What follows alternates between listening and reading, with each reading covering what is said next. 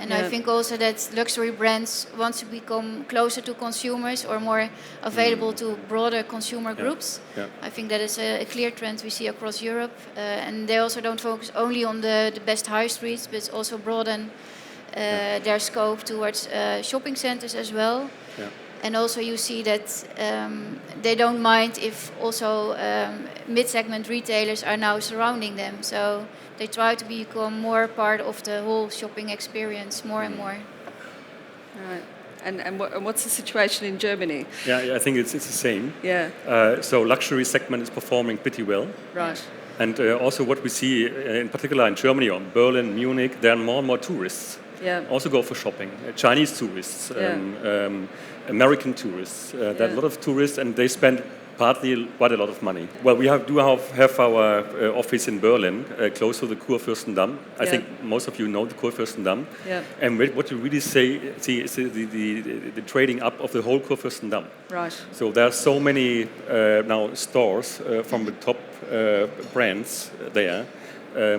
Sometimes it's whether it's the Apple store, even it looks it's not to get returns, just to present your brand and to create your brand. To create that visibility.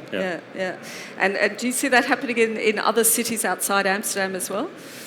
Well, the larger ones we see, but on the other hand, especially in the a little bit smaller cities, that it's not as much. And of course, the international retailer focus is really on the biggest cities. In that way, like Hudson Bay is like a rare opportunity for also for the Netherlands department stores, and it also shows that when there's an opportunity like that, it's also good for these cities. That also the investors are also willing to invest in the retail in the retail property. And I think that's a positive development.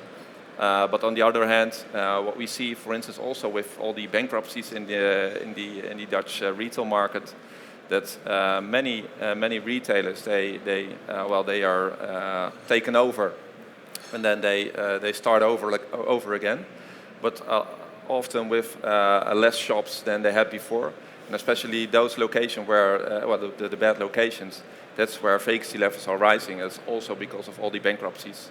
And there, you see the clear polarization effect here in the Netherlands. So it's not only sunshine. No. It is today. Yeah, today it is. And we are in Amsterdam. So.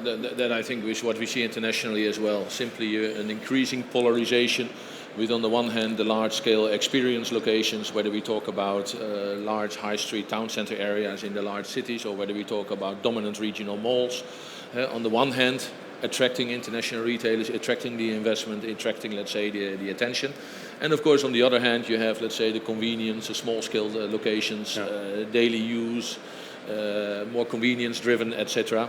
And typically, all those locations in between, there you see that basically the strategic questions are the most difficult, where you have to go how to focus, how to downsize, how to reposition, how to get in new functions, and where you also in general see the surplus in real estate in the space.